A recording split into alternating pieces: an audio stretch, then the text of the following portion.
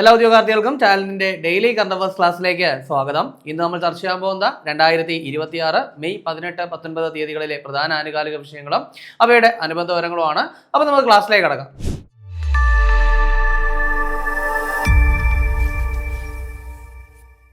CPO എക്സാമിന് വേണ്ടി തയ്യാറെടുക്കുന്ന ഉദ്യോഗാർത്ഥികൾക്ക് വേണ്ടിയിട്ടും ചാനലിന്റെ CPO റാങ്ക് ഫയൽ പുറത്തിറക്കിയിട്ടുണ്ട്. 3 വോളിയമാണ്. മുൻവർഷ ചോദ്യങ്ങളും ന്യൂ SCERT ഫാക്ടുകളൊക്കെ ആഡ് ചെയ്തിട്ടാണ് ഈ ഒരു റാങ്ക് ഫയൽ തയ്യാറാക്കിയിട്ടുള്ളത്. നിങ്ങളുടെ വീടിനടുത്തുള്ള ബുക്ക് സ്റ്റോളുകൾ, ആമസോൺ, ഫ്ലിപ്കാർട്ട് എന്നീ പ്ലാറ്റ്ഫോമുകൾ, ടാലന്റിന്റെ വെബ്സൈറ്റ് ആയിട്ടുള്ള veranda.channelkala.com എന്നിവയിലൂടെ നിങ്ങൾക്ക് ഈ ഒരു പുസ്തകം പർച്ചേസ് ചെയ്യാവുന്നതാണ്. അപ്പോൾ നമുക്ക് ചർച്ച ചെയ്യാനുള്ള ആദ്യത്തെ പോയിന്റിലേക്ക് കടക്കാം. നമ്മൾ ആദ്യം ചർച്ച ചെയ്യാൻ പോകുന്നത് വളരെ പ്രധാനപ്പെട്ട ഒരു അവാർഡാണ് ചർച്ച ചെയ്യാൻ പോകുന്നത്. അപ്പോൾ നമുക്കറിയാം അല്ലേ, ONV സാഹിത്യ പുരസ്കാരം, അതായത് മലയാളത്തിൽ ഏറ്റവും പ്രധാനപ്പെട്ട ഒരു പുരസ്കാരമാണ് ഈ പറയുന്ന ONV സാഹിത്യ പുരസ്കാരം. ഈ ഒരു പുരസ്കാരം നൽകുന്നത് ONV കൾച്ചറൽ അക്കാദമിയാണ് കേട്ടോ. ONV കൾച്ചറൽ അക്കാദമിയാണ് ഈ ഒരു പുരസ്കാരം നൽകുന്നത് എന്നുള്ളൊരു കാര്യം നിങ്ങൾ മനസ്സിലാക്കുക. ദെൻ സാഹിത്യ രംഗത്ത് നൽകിയ സമഗ്ര സംഭാവനകൾ പരിഗണിച്ചാണ് ഈ ഒരു പുരസ്കാരം നൽകുന്നത്. പക്ഷേ ഇവിടെ നിങ്ങൾ ശ്രദ്ധിക്കേണ്ട ഒരു കാര്യം എന്ന് പറയുന്നത് മറ്റ് മലയാള സാഹിത്യ പുരസ്കാരങ്ങൾ പോലെയല്ല ഈ ഒരു ONV സാഹിത്യ പുരസ്കാരം എന്ന് പറയുന്നത്. കാരണം മറ്റ് മലയാള സാഹിത്യ പുരസ്കാരങ്ങൾ മലയാളത്തിനകത്തുള്ള സാഹിത്യ സൃഷ്ടികളെയോ അല്ലെങ്കിൽ മലയാളത്തിനകത്തുള്ള രചയിതാക്കളെയോ ഒക്കെ നോക്കി മാത്രമാണ് അവാർഡ് നൽകുന്നത്. പക്ഷേ ഈ ഒരു ONV സാഹിത്യ പുരസ്കാരത്തിലേക്ക് നമ്മൾ വരുമ്പോൾ ഇന്ത്യയിൽ ഉടനീളമുള്ള എഴുത്തുകാരെ പരിഗണിക്കുന്ന ഒരു സാഹിത്യ പുരസ്കാരമാണ് എന്തെന്ന് പറയുന്നത് ONV സാഹിത്യ പുരസ്കാരം. അപ്പോൾ കൃത്യമായിട്ടൊന്ന് പഠിച്ചേക്കുക. എന്താണ് ONV സാഹിത്യ പുരസ്കാരം എന്ന് പറയുന്നത്? എന്താണ്? സാഹിത്യത്തിന് നൽകിയ സമഗ്ര സംഭാവനകൾ പരിഗണിച്ച് നൽകുന്ന പുരസ്കാരം. ഇന്ത്യയിൽ ഉടനീളമുള്ള എഴുത്തുകാരെ പരിഗണിക്കുന്ന ഒരു പുരസ്കാരമാണ്. ദെൻ ONV കൾച്ചറൽ അക്കാദമിയാണ് ഈ ഒരു പുരസ്കാരം നൽകുന്നത്. ഇതിന്റെ പ്രൈസ് മണി എന്ന് പറയുന്നത് 3 ലക്ഷം രൂപയാണ്. ഇത്രയും കാര്യം ബേസിക് ആയിട്ടൊന്ന് മനസ്സിലാക്കുക. ഇനി 2026 ONV സാഹിത്യ പുരസ്കാരം ആർക്കാണ്? അത് M മുകുന്ദൻ അല്ലെ. M മുകുന്ദനാണ് 2026 ONV സാഹിത്യ പുരസ്കാരം. ഡൽഹി ഗാഥകൾ പോലെയുള്ള രചനകളൊക്കെ നടത്തിയ ഒരു വ്യക്തിയാണ് ആരെന്ന് പറയുന്നത്? M മുകുന്ദൻ എന്ന് പറയുന്നത്. അദ്ദേഹത്തിന് JCB പുരസ്കാരം പോലുള്ള വലിയ പുരസ്കാരങ്ങളൊക്കെ കിട്ടിയിട്ടുണ്ട്. അതുപോലെ തന്നെ മയ്യഴിയുടെ കഥാകാരൻ എന്നൊക്കെ അറിയപ്പെടുന്ന ആരാണ്? അതും ഈ പറയുന്ന M മുകുന്ദനാണ്. അപ്പൊ അതൊക്കെ ഒന്ന് കൃത്യമായിട്ട് പഠിച്ചേക്കുക. അപ്പൊ 2026 ONV സാഹിത്യ പുരസ്കാരം M മുകുന്ദനാണ്. അപ്പൊ അങ്ങനെയാണെങ്കിൽ ഇതിന് മുൻപത്തെ 2 അവാർഡുകൾ കൂടി നമുക്ക് എന്ത് ചെയ്യാം, നോക്കി വെച്ചേക്കാം. അപ്പൊ 2026 M മുകുന്ദനാണെങ്കിൽ 2025 എന്ന് പറയുന്നത് പ്രഭാവർമ്മയ്ക്കാണ് കേട്ടോ. 2025 പ്രഭാവർമ്മയ്ക്കാണ്. ദെൻ 2024 ONV പുരസ്കാരം എന്ന് പറയുന്നത് ഏറ്റവും നോട്ട് ചെയ്ത് വെക്കേണ്ട ഒരു കാര്യമാണ്, പ്രതിഭ റേക്കാണ്. ആർക്കാണ്? പ്രതിഭ റേക്കാണ്. അത് ഒരു ഒഡിയ എഴുത്തുകാരിയാണ് കേട്ടോ. പ്രതിഭ റേ എന്ന് പറയുന്നത് ഒരു ഒഡിയ എഴുത്തുകാരിയാണ്. അപ്പോൾ ONV സാഹിത്യ പുരസ്കാരം 2026 M മുകുന്ദനാണ്, 25 പ്രഭാവർമ്മയ്ക്കാണ്, 24 എന്ന് പറയുന്നത് ആർക്കാണ്? അത് പ്രതിഭ റേക്കാണ്, ഒഡിയ എഴുത്തുകാരിയാണ്. അപ്പോൾ ഞാൻ പറഞ്ഞ ആദ്യത്തെ കാര്യം നിങ്ങൾക്ക് ഇപ്പോൾ എന്ത് ചെയ്യാൻ പറ്റും, കണക്ട് ചെയ്യാൻ പറ്റും. കാരണം എന്താണ്, നമ്മുടെ ഇന്ത്യയിൽ ഉടനീളമുള്ള സാഹിത്യകാരെ എന്ത് ചെയ്യുന്നുണ്ട്, ഈ ഒരു അവാർഡിൽ പരിഗണിക്കുന്നുണ്ട്. അങ്ങനെയാണെങ്കിൽ ആദ്യത്തെ എന്താണ് ONV പുരസ്കാരം കിട്ടിയത് ആർക്കാണ്? അപ്പോൾ ആദ്യത്തെ ONV പുരസ്കാരം ആർക്കാണെന്ന് ചോദിച്ചു കഴിഞ്ഞാൽ സുഗതകുമാരിക്കാണെന്നുള്ള കാര്യം മനസ്സിലാക്കുക കേട്ടോ. സുഗതകുമാരിക്കാണ്. വർഷം ഏതാണെന്ന് ചോദിച്ചു കഴിഞ്ഞാൽ 2017. 2017 സുഗതകുമാരിക്കാണ് ആദ്യമായിട്ട് ഈ ഒരു ONV സാഹിത്യ പുരസ്കാരം കിട്ടുന്നത്. സോ അതിൽ നിന്ന് നിങ്ങൾക്ക് ഒരു ചോദ്യം കൂടെ വളരെ ഈസി ആയിട്ട് കണക്ട് ചെയ്യാൻ പറ്റും. അതായത് ONV സാഹിത്യ പുരസ്കാരം നേടിയ ആദ്യ വനിത എന്ന് പറയുന്നത് ആര് തന്നെയാണ്? സുഗതകുമാരി തന്നെയാണ്. സോ അത് കൃത്യമായിട്ട് പഠിച്ചേക്കുക. ഇനി അടുത്തത് മറ്റൊരു പ്രധാനപ്പെട്ട പുരസ്കാരമാണ്, അന്താരാഷ്ട്ര തലത്തിലുള്ള ഒരു പുരസ്കാരമാണ്. അതായത് 2026 സ്വീഡന്റെ royal order of polar star commander grand cross പുരസ്കാരത്തിന് അർഹനായത് ആരാണ്? അപ്പൊ എന്താ പറഞ്ഞേ, 2026 ഏത് രാജ്യത്തിന്റെയാണ്? സ്വീഡന്റെ ആണ് അല്ലെ. സ്വീഡന്റെ royal order of polar star commander grand cross പുരസ്കാരത്തിന് അർഹനായത് ആരാണ്? നരേന്ദ്രമോദിയാണെന്നുള്ള കാര്യം മനസ്സിലാക്കുക. ദെൻ ഈ പറഞ്ഞ പുരസ്കാരം എന്ന് പറയുന്നത് ഒരു വിദേശ രാജ്യ തലവന് സ്വീഡൻ നൽകുന്ന ഏറ്റവും പരമോന്നത പുരസ്കാരമാണ് ഇപ്പൊ നമ്മൾ പറഞ്ഞ ഈ ഒരു royal order of polar star commander grand cross എന്ന് പറയുന്ന പുരസ്കാരം. സ്വീഡൻ ഒരു വിദേശ രാജ്യ തലവന് നൽകുന്ന ഏറ്റവും ഉയർന്ന പുരസ്കാരമാണ്. സോ 2026 മെയ് മാസത്തിൽ നരേന്ദ്രമോദിക്ക് ആ ഒരു പുരസ്കാരം കിട്ടിയിരിക്കുന്നു. കാര്യം നമ്മൾ ഓൾറെഡി പറഞ്ഞു കഴിഞ്ഞു അല്ലെ, നരേന്ദ്രമോദി ഇപ്പോൾ ചില വിദേശ രാജ്യങ്ങളിൽ നിന്നാണ് സന്ദർശനത്തിന് പോയേക്കുവാണ്. സോ അദ്ദേഹത്തിന് എന്തായാലും കുറച്ച് രാജ്യങ്ങളിൽ നിന്ന് അംഗീകാരങ്ങൾ കിട്ടും. അതൊക്കെ എന്തായാലും നോക്കി വെച്ചേ മതിയാവുകയുള്ളൂ. ഇനി ഏറ്റവും പ്രധാനപ്പെട്ട ഒരു കാര്യം എന്ന് പറയുന്നത് ഈ നരേന്ദ്രമോദിക്ക് കിട്ടുന്ന 31ാമത് അന്താരാഷ്ട്ര അംഗീകാരം കേട്ടോ. അപ്പൊ ഈ 31ാമത് അംഗീകാരമാണ് അദ്ദേഹത്തിന് കിട്ടുന്ന 31ാമത് പരമോന്നത ബഹുമതിയാണ് ഈ പുരസ്കാരം എന്നുള്ള കാര്യം കൂടെ ഒന്ന് പഠിക്കുക. എന്തായാലും ഇനിയും പുരസ്കാരങ്ങൾ കിട്ടും. ആ സമയത്തൊക്കെ നമുക്ക് എന്ത് ചെയ്യാം, ചർച്ച ചെയ്യാം. ഇനി അടുത്തത് വളരെ പ്രധാനപ്പെട്ട വളരെ റെയർ ആയിട്ടുള്ളൊരു കാര്യമാണ്. അതായത് ഇന്ത്യയിലെ ആദ്യ മെന്റൽ ഹെൽത്ത് കഫേ ഏതാണ്? അപ്പൊ എന്താണ് ഇന്ത്യയിലെ ആദ്യത്തെ മെന്റൽ ഹെൽത്ത് കഫേയുടെ പേര് എന്താണ്? അത് കാപ്പിനസ് കഫേ എന്നാണ്. കാപ്പിനസ് കഫേ എന്നാണ്, ഹാപ്പിനെസ് അല്ല, കാപ്പിനസ് കഫേ എന്നാണ്. അപ്പോൾ ഇന്ത്യയിലെ ആദ്യത്തെ മെന്റൽ ഹെൽത്ത് കഫേ എന്ന് പറയുന്നത് കാപ്പിനസ് കഫേ ആണ്. എവിടെയാണെന്ന് ചോദിച്ചു കഴിഞ്ഞാൽ നമ്മുടെ കേരളത്തിലാണ്, തിരുവനന്തപുരം ജില്ലയിലാണ്. തിരുവനന്തപുരം ജില്ലയിലെ വഴുതക്കാട് എന്ന് പറയുന്ന സ്ഥലത്താണ് കേട്ടോ. വഴുതക്കാടാണ് എന്ത് ചെയ്യുന്നത് ഇത് സ്ഥിതി എന്നുള്ള കാര്യം കൂടി ഒന്ന് പഠിക്കുക. അപ്പോൾ ഇന്ത്യയിലെ ആദ്യത്തെ മെന്റൽ ഹെൽത്ത് കഫേ എവിടെയാണെന്ന് ചോദിച്ചു കഴിഞ്ഞാൽ വഴുതക്കാട്, തിരുവനന്തപുരം. ഇനി ഏതാണെന്ന് ചോദിച്ചു കഴിഞ്ഞാൽ അതിന്റെ പേര് കാപ്പിനസ് കഫേ എന്നാണ്. ഇനി അടുത്ത് നമുക്ക് നോക്കാനുള്ളത് നമ്മളെല്ലാം കണ്ടു കഴിഞ്ഞൊരു കാര്യം തന്നെയാണ്. അതായത് 2026 മെയ് 18 16ാം കേരള നിയമസഭയിലെ മുഖ്യമന്ത്രിയും മന്ത്രിമാരും എന്ത് ചെയ്തു? സത്യപ്രതിജ്ഞ ചെയ്തു. നമ്മളൊക്കെ ടി വിയിലൊക്കെ കണ്ടൊരു കാര്യം തന്നെയാണ്. ഓൾറെഡി തന്നെ മുഖ്യമന്ത്രി നമ്മൾ പഠിച്ചിട്ടുണ്ടായിരുന്നു. വി.ഡി. സതീശനാണ് കേരളത്തിന്റെ മുഖ്യമന്ത്രിയാകുന്ന 13ാമത്തെ വ്യക്തിയാണ്. 24ാമത്തെ ടേം വെച്ച് നോക്കുവാണെങ്കിൽ 24ാമത്തെ മുഖ്യമന്ത്രിയാണ്. ഇനി വ്യക്തിയാണെങ്കിൽ 13ാമത്തെ മുഖ്യമന്ത്രിയാണെന്ന് പഠിക്കുക. ദെൻ പ്രതിപക്ഷ നേതാവ് എന്ന് പറയുന്നത് പിണറായി വിജയനാണെന്നുള്ള കാര്യം മനസ്സിലാക്കി വെച്ചേക്കുക. ഇതൊക്കെ ഓൾറെഡി നമ്മൾ പറഞ്ഞു അല്ലേ. 16ാം കേരള നിയമസഭയാണ്. ദെൻ ഇതിലെ മന്ത്രിമാരും എന്ത് ചെയ്തു? സത്യപ്രതിജ്ഞ ചെയ്തു. 21 അംഗ മന്ത്രിസഭയാണെന്നുള്ള കാര്യം ഒന്ന് പഠിച്ചു വെച്ചേക്കുക. ദെൻ മന്ത്രിമാരെ പറ്റിയുള്ള ഡീറ്റെയിൽഡ് ആയിട്ടൊരു വീഡിയോ നമുക്ക് ചെയ്യാം. കാരണം ഈ പറയുന്ന പല വകുപ്പുകളിലും ഇതുവരെയും ഒരു ഫൈനൽ ഡിസിഷൻ വന്നിട്ടില്ല. മന്ത്രിമാർ സത്യപ്രതിജ്ഞ ചെയ്തു, പക്ഷേ ഒരു ഫൈനൽ ഡിസിഷൻ ഇതുവരെയും വന്നിട്ടില്ല. സോ അത് വരുന്ന സമയത്ത് നമ്മൾ ഡീറ്റെയിൽ ആയിട്ട് തന്നെ ഒരു വീഡിയോ എന്ത് ചെയ്യും നിങ്ങൾക്ക് വേണ്ടി ചെയ്തിരിക്കും. അത് ആ മന്ത്രിമാർക്ക് വേണ്ടി മാത്രം ഒരു വീഡിയോ ചെയ്തിരിക്കും. കാരണം PSC പരീക്ഷകളിൽ ഒരു മാർക്ക് എന്ന് പറയുന്നത് ഈ മന്ത്രിമാരുമായിട്ട് ബന്ധപ്പെട്ടാണ്. അപ്പൊ അതുകൊണ്ട് എന്തായാലും അത് ചെയ്തിരിക്കും കേട്ടോ. ഓക്കെ, അപ്പോൾ ഈ ഒരു മന്ത്രിസഭ അധികാരം ഏറ്റിരിക്കുകയാണ്. ഇനി പ്രധാനപ്പെട്ട ഒരു കാര്യം എന്ന് പറയുന്നത് ഈ ഒരു മന്ത്രിസഭയിൽ എത്ര വനിതകളുണ്ട് എന്നുള്ളതാണ്. അപ്പൊ ഈ ഒരു മന്ത്രിസഭയിൽ എത്ര വനിതകളുണ്ട്? 2 പേരാണ് എന്നുള്ള കാര്യം ഒന്ന് പഠിക്കുക കേട്ടോ. 2 പേരാണ്. ഒന്ന് തുളസി, അതുപോലെ തന്നെ ബിന്ദു കൃഷ്ണ കേട്ടോ. തുളസിയും ബിന്ദു കൃഷ്ണയുമാണ് എന്നുള്ള കാര്യം കൂടി പഠിക്കുക. ബിന്ദു കൃഷ്ണ എന്ന് പറയുന്നത് കൊല്ലം നിയോജക മണ്ഡലമാണ്. തുളസി എന്ന് പറയുന്നത് കോങ്ങാട് മണ്ഡലമാണ്. സോ അതും കൂടെ ഒന്ന് പഠിച്ചു വെച്ചേക്കുക. ജസ്റ്റ് പറഞ്ഞു പോയി എന്ന് മാത്രമേ ഉള്ളൂ. അപ്പൊ എന്തായാലും മന്ത്രിമാരെ പറ്റി പറയുമ്പോൾ ഡീറ്റെയിൽ ആയിട്ട് അവരുടെ മണ്ഡലവും അതുപോലെ തന്നെ അവരുടെ വകുപ്പുകളും ഒക്കെ വളരെ ഡീറ്റെയിൽ ആയിട്ട് നമ്മൾ ചർച്ച ചെയ്തു പോകും. അപ്പോൾ ഇതൊന്ന് കൃത്യമായിട്ട് പഠിച്ചു വെച്ചേക്കുക. ഇനി അടുത്തത് മറ്റൊരു രോഗവ്യാപനവുമായിട്ട് ബന്ധപ്പെട്ട കാര്യമാണ്. അതായത് ഇപ്പോൾ റീസെന്റ് ആയിട്ടൊക്കെ നമ്മൾ ചർച്ച ചെയ്തൊരു കാര്യം തന്നെയാണ്.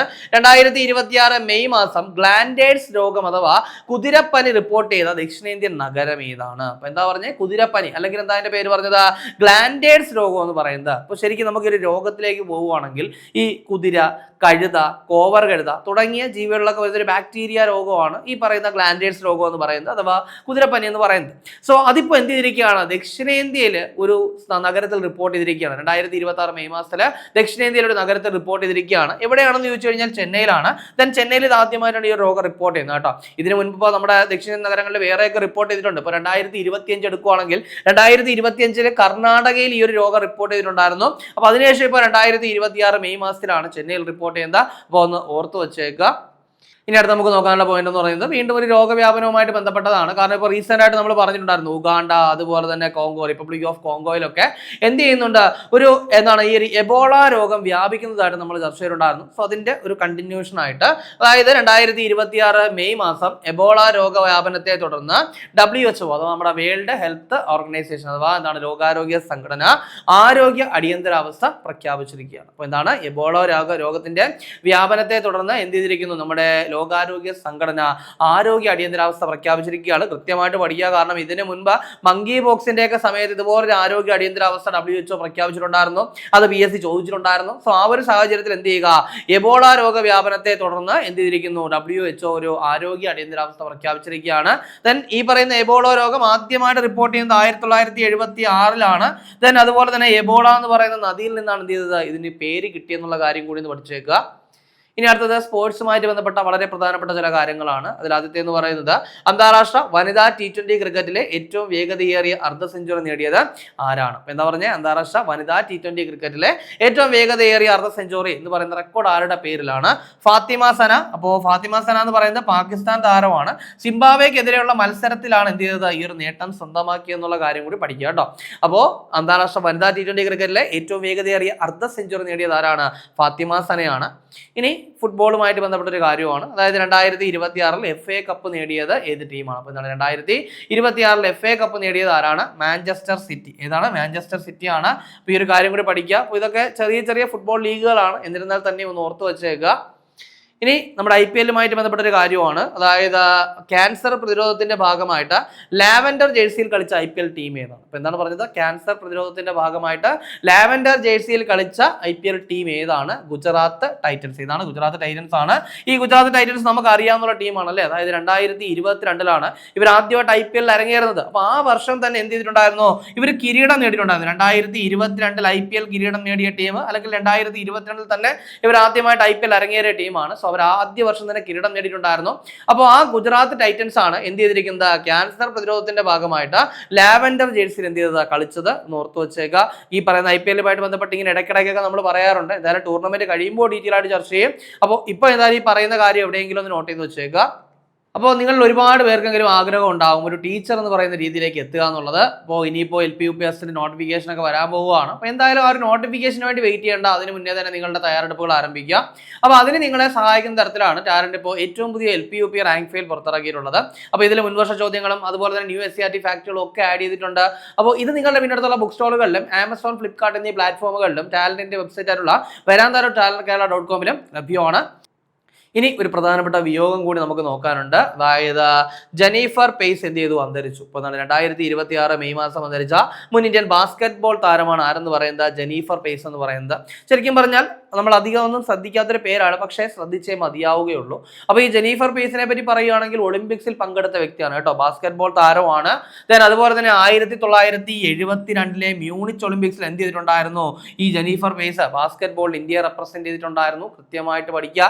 പക്ഷേ ഇവിടെ രസകരമായ വേറെ രണ്ട് കാര്യം, അല്ലെങ്കിൽ ഈ ഒരു ജെന്നിഫർ പേസുമായിട്ട് ബന്ധപ്പെട്ട വളരെ പ്രധാനപ്പെട്ട രണ്ട് കാര്യങ്ങൾ കൂടിയുണ്ട്. ഈ നമ്മുടെ ലിയാണ്ടർ പേസിന്റെ മാതാവാണ് ആരെന്ന് പറയുന്നത്? Jennifer pace. ലിയാണ്ടർ പേസിനെ അറിയാലോ, ടെന്നീസ് താരമാണ്. ഒളിമ്പിക്സ് ടെന്നീസിൽ ഇന്ത്യക്ക് വേണ്ടിയിട്ട് മെഡൽ നേടിയ ആദ്യ താരം എന്ന് പറയുന്നത് ലിയാണ്ടർ പേസ് ആണ്. സോ ലിയാണ്ടർ പേസിന്റെ അമ്മയാണ് ആരെന്ന് പറയുന്നത്? Jennifer pace. നോക്കിയേ, ലിയാണ്ടർ പേസ് ഏതാണ്? ടെന്നീസ് താരമാണ് അല്ലെ. ലിയാണ്ടർ പേസ് ടെന്നീസ് താരമാണ്. ഇവിടെ ജെന്നിഫർ പേസ് എന്ന് പറയുന്നത് ബാസ്കറ്റ്ബോൾ താരമാണ്. കഴിഞ്ഞില്ല.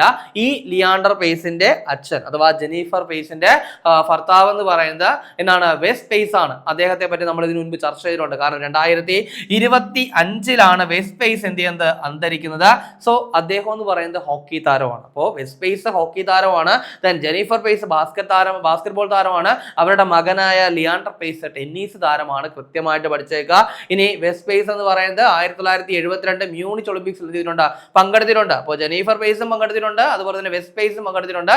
വെസ്റ്റ് പേസ് എന്ന് പറയുന്നത് 1972 മ്യൂണിച്ച് ഒളിമ്പിക്സിൽ പങ്കെടുക്കുകയും അദ്ദേഹം അംഗമായ ഇന്ത്യൻ ഹോക്കി ടീം വെങ്കലം നേടുകയും ചെയ്തിട്ടുണ്ട്. സോ അതുകൂടെ എന്ത് ചെയ്യുക? ഒന്ന് മനസ്സിലാക്കിയേക്കുക. അപ്പോൾ ഞാൻ നിങ്ങളെ ഇനി അറിവിടം പരിചയപ്പെടുത്തുകയാണ്. അറിവിടത്തെ പറ്റി ഒരു പരിചയപ്പെടുത്തേണ്ട ആവശ്യമില്ലല്ലോ, നമ്മൾ എപ്പോഴും പറയാറുള്ള കാര്യമാണ്. ഇപ്പോൾ അറിവിടത്തിന്റെ പ്രാക്ടീസ് ബുക്ക്. അപ്പോൾ 4300 ചോദ്യങ്ങളുണ്ട്. അതിൽ തന്നെ സയൻസിന്റെ 1800, സോഷ്യലിന്റെ 2300 ചോദ്യങ്ങളുണ്ട്. അപ്പോൾ നിങ്ങൾ SCERT ഫോക്കസ് ചെയ്ത് പഠിക്കണം എന്നുണ്ട് എങ്കിൽ, അല്ലെങ്കിൽ പഠിച്ചേക്കുന്ന ആളാണ്, നിങ്ങൾക്കൊരു പ്രാക്ടീസിന്റെ ആവശ്യമുണ്ട് എന്നുണ്ടെങ്കിൽ നിങ്ങൾ ഉറപ്പായിട്ടും ഈ ഒരു അറിവിടം പ്രാക്ടീസ് ബുക്ക് വാങ്ങുക. നന്നായിട്ട് തയ്യാറെടുക്കുക. നമ്മൾ പറഞ്ഞ പോലെ ചോദ്യങ്ങൾ മാത്രമല്ല, അതായത് PSCയുടെ മാതൃകയിൽ എങ്ങനെയൊക്കെയാണോ SCERT ചോദ്യങ്ങൾ ചോദിക്കുന്നത് അതേ മാതൃകയിൽ തന്നെയാണ് ക്വസ്റ്റ്യൻസ് തയ്യാറാക്കിയിരിക്കുന്നത്. ഓരോ ചാപ്റ്റർ വൈസ് ആയിട്ട് തന്നെ ക്വസ്റ്റ്യൻസ് തയ്യാറാക്കിയിട്ടുണ്ട്. ഇപ്പോൾ റീസെന്റ് ആയിട്ട് PSCയിൽ ചോദിച്ച SCERT PQs കൂടി ഞങ്ങൾ ഇതിനകത്ത് ആഡ് ചെയ്തിട്ടുണ്ട്. സോ നിങ്ങൾ കൃത്യമായിട്ട് വാങ്ങിക്കുക, പഠിക്കുക. അപ്പോൾ നമുക്ക് ചർച്ച ചെയ്തപ്പോൾ ഒന്നുകൂടി നോക്കാം. ആദ്യം നമ്മൾ പറഞ്ഞത് വളരെ പ്രധാനപ്പെട്ട ഒരു പുരസ്കാരം, ONV സാഹിത്യ പുരസ്കാരം. ONV കൾച്ചറൽ അക്കാദമി നൽകുന്നു 3 ലക്ഷം പ്രൈസ് മണി സാഹിത്യ രംഗത്തെ സമഗ്ര സംഭാവനയ്ക്ക്. ഇനി മറ്റൊരു പ്രധാനപ്പെട്ട കാര്യം പറഞ്ഞത്, ഇന്ത്യയിലുടനീളമുള്ള സാഹിത്യകാരെ എന്ത് ചെയ്യുന്നുണ്ട്? പരിഗണിക്കുന്നുണ്ട്. അപ്പൊ അങ്ങനെയാണെങ്കിൽ 2026 പുരസ്കാരം ആർക്കാണ്? എം മുകുന്ദന്. 25 പ്രഭാവർമ്മയ്ക്ക്, 24 പ്രതിഭ റൈക്കാണ്. കൃത്യമായിട്ട് പഠിച്ചേക്കുക. അതിനുശേഷം നരേന്ദ്രമോദിക്ക് കിട്ടിയൊരു അന്താരാഷ്ട്ര തലത്തിലെ അംഗീകാരത്തെ പറ്റി പറഞ്ഞു. അതായത് സ്വീഡൻ വിദേശ രാജ്യത്തെ തലവന്മാർക്ക് നൽകുന്ന പരമോന്നത പുരസ്കാരം എന്താണത്? Royal order of polar star commander grand cross. അതിന് 2026 മെയ് മാസത്തിൽ നരേന്ദ്രമോദി അർഹനായിരിക്കുന്നു. അതിനുശേഷം പറഞ്ഞത് ഇന്ത്യയിലെ ആദ്യത്തെ mental health cafe happiness cafe ആണ്, വഴുതയ്ക്കാടാണ്. അതിനുശേഷം നമ്മുടെ മന്ത്രിസഭ അധികാരമേറ്റ കാര്യം പറഞ്ഞു. വകുപ്പുകളിൽ ഇതുവരെയും ഒരു ഒഫീഷ്യലായി തീരുമാനമായിട്ടില്ല. ആവുന്ന സമയത്ത് നമ്മൾ ഡെയിലി കറണ്ട് അഫയേഴ്സ് അല്ലാതെ ഒരു സെപ്പറേറ്റ് വീഡിയോ തന്നെ ചെയ്യും. കാരണം PSC പരീക്ഷയിലെ 1 മാർക്ക് അവിടെയാണ് കേട്ടോ. കൃത്യമായിട്ട് പഠിക്കുക. അതിനുശേഷം നമ്മൾ പറഞ്ഞത് ഒരു ഒന്നല്ല 2 രോഗങ്ങളെ പറ്റി പറഞ്ഞു. ഒന്നെന്ന് പറയുന്നത് നമ്മുടെ കുതിരപ്പനി അഥവാ ഗ്ലാൻഡേഴ്സ് രോഗമാണ്. പൊതുവെ കുതിര, കഴുത, ഗോവർ കഴുതയിലൊക്കെ കാണുന്ന ഒരു ബാക്ടീരിയ രോഗമാണ് ഈ പറയുന്ന കുതിരപ്പനി എന്ന് പറയുന്നത്. അപ്പോൾ റീസെന്റ് ആയിട്ട് ചെന്നൈയിൽ അത് റിപ്പോർട്ട് ചെയ്ത കാര്യം നമ്മൾ പറഞ്ഞു. അതിനുശേഷം നമ്മുടെ എബോള രോഗവ്യാപനത്തെ തുടർന്ന് WHO എന്ത് ചെയ്തിരിക്കുന്നു? ഒരു ആരോഗ്യ അടിയന്തരാവസ്ഥ പ്രഖ്യാപിച്ചിരിക്കുകയാണ്. അതിനെപ്പറ്റിയും പറയുകയുണ്ടായി. അതിനുശേഷം ക്രിക്കറ്റുമായിട്ട് ബന്ധപ്പെട്ട ഒരു കാര്യമാണ് പറഞ്ഞത്. അതായത് അന്താരാഷ്ട്ര വനിതാ T20 ക്രിക്കറ്റിലെ ഏറ്റവും വേഗതയേറിയ അർദ്ധ സെഞ്ചുറി ആർക്കാണ്? ഫാത്തിമ സനയ്ക്കാണ്. അതിനുശേഷം 2026 FA കപ്പ് നേടിയത് മാഞ്ചസ്റ്റർ സിറ്റിയാണെന്ന് പറഞ്ഞു. അതിനുശേഷം പറഞ്ഞ പോയിന്റ് IPL-മായി ബന്ധപ്പെട്ട ഒരു കാര്യമാണ്. അതായത് ക്യാൻസർ പ്രതിരോധത്തിന്റെ ഭാഗമായിട്ട് ലാവൻഡർ ജേഴ്സിയിൽ കളിച്ച IPL ടീം എന്ന് പറയുന്നത് ഗുജറാത്ത് ടൈറ്റൻസ് ആണ്. അതിനുശേഷം ഒരു വിയോഗം പറഞ്ഞു. ജെനിഫർ പേസ് എന്ന് പറയുന്ന മുൻ ഇന്ത്യൻ ബാസ്കറ്റ്ബോൾ താരം അന്തരിച്ചു. ഇനി ഏറ്റവും പ്രധാനപ്പെട്ട ഒരു കാര്യം എന്ന് പറയുന്നത് ടെന്നീസ് താരമായ ലിയാൻഡർ പേസിന്റെ മാതാവാണ്. അതുപോലെ തന്നെ ഹോക്കി താരമായിട്ടുള്ള വെസ്റ്റ് പേസിന്റെ ഭാര്യയാണെന്നുള്ള കാര്യം കൂടി ഒന്ന് മനസ്സിലാക്കിയേക്കുക. ഇനി കഴിഞ്ഞ ക്ലാസ്സുമായി ബന്ധപ്പെട്ട 2 ചോദ്യങ്ങൾ നൽകുകയാണ്. അതിന്റെ ഉത്തരം കൂടി കമന്റ് ചെയ്യുക. ആദ്യത്തെ ചോദ്യം, ഇന്ത്യയിലെ ആദ്യത്തെ ആൽഗേ ട്രീ സ്ഥാപിതമായത് എവിടെയാണ്? ഭോപ്പാലാണോ, വാരണാസിയാണോ, പൂനെയാണോ, മുംബൈയിലാണോ? ശരി ഉത്തരം കമന്റ് ചെയ്തേക്കുക. രണ്ടാമത്തെ ചോദ്യം, 10ാമത് ഇന്ത്യൻ ഓഷ്യൻ ഡയലോഗിന്റെ വേദി എവിടെയാണ്? ബംഗളൂരു, ചെന്നൈ, ന്യൂഡൽഹി, ജയ്പൂർ. ഇതിന്റെ ശരി ഉത്തരം കൂടി കമന്റ് ചെയ്യുക. ഇനി കഴിഞ്ഞ ക്ലാസ് നൽകിയിരുന്ന 2 ചോദ്യങ്ങളുടെ ഉത്തരം കൂടി നോക്കാം. ആദ്യത്തെ ചോദ്യം, എന്താണ് നമ്മുടെ നിയമസഭയുടെ, അതായത് 16ാമത് കേരള നിയമസഭയുടെ പ്രതിപക്ഷ നേതാവ് ആരെന്നാണ്? ആരാണ്? പിണറായി വിജയനാണ്. മുഖ്യമന്ത്രി VD സതീശനാണ്. ഇതിലൊന്നും യാതൊരു സംശയവും ആർക്കോ ഇല്ല. രണ്ടാമത്തെ ചോദ്യം, തമിഴ്നാട്ടിൽ മദ്യം വാങ്ങുന്നതിനും ഉപയോഗിക്കുന്നതിനുമുള്ള നിയമപരമായ പ്രായം എത്ര എന്നുള്ളതാണ്. 21 വയസ്സാണ്. കാരണം ഇപ്പോൾ റീസെന്റ് ആയിട്ട് നമ്മുടെ തമിഴ്നാടിന്റെ മുഖ്യമന്ത്രി ആയിട്ടുള്ള ജോസഫ് വിജയ് കൊണ്ടുവന്ന ചില പ്രധാനപ്പെട്ട പരിഷ്കാരങ്ങളുടെയൊക്കെ ഭാഗമായിട്ട് എന്ത് ചെയ്തിരിക്കുന്നു? ഉറപ്പിച്ചിരിക്കുകയാണ് അവിടെ മദ്യം വാങ്ങണമെങ്കിൽ 21 വയസ്സാകണം എന്നുള്ളത്. അപ്പോൾ നമ്മളിന്ന് ചർച്ച ചെയ്ത ചോദ്യങ്ങളും അതിന്റെ ഉത്തരങ്ങളും ചർച്ച ചെയ്ത പോയിന്റുകളും ഒക്കെ മനസ്സിലായെന്ന് വിചാരിക്കുന്നു. വളരെ കാര്യമായിട്ട് നല്ലതുപോലെ തന്നെ ഡെയിലി കറണ്ട് അഫയേഴ്സ് അപ്ഡേറ്റ് ചെയ്ത് പോവുക, നല്ലപോലെ വർക്ക് ചെയ്യുക, എത്രയും പെട്ടെന്ന് ഒരു ജോലി നേടിയെടുക്കുക. 2026 മെയ് 18, 19 തീയതികളിലെ പ്രധാന ആനുകാലിക വിഷയങ്ങളും അവയുടെ അനുബന്ധ വിവരങ്ങളുമാണ് നമ്മൾ ചർച്ച ചെയ്ത് കഴിഞ്ഞത്. അപ്പോൾ ഈ ചർച്ച ചെയ്ത പോയിന്റുകളൊക്കെ മനസ്സിലായെന്ന് വിചാരിക്കുന്നു. മറ്റൊരു ക്ലാസ്സുമായി നമുക്ക് അടുത്ത ദിവസം കാണാം.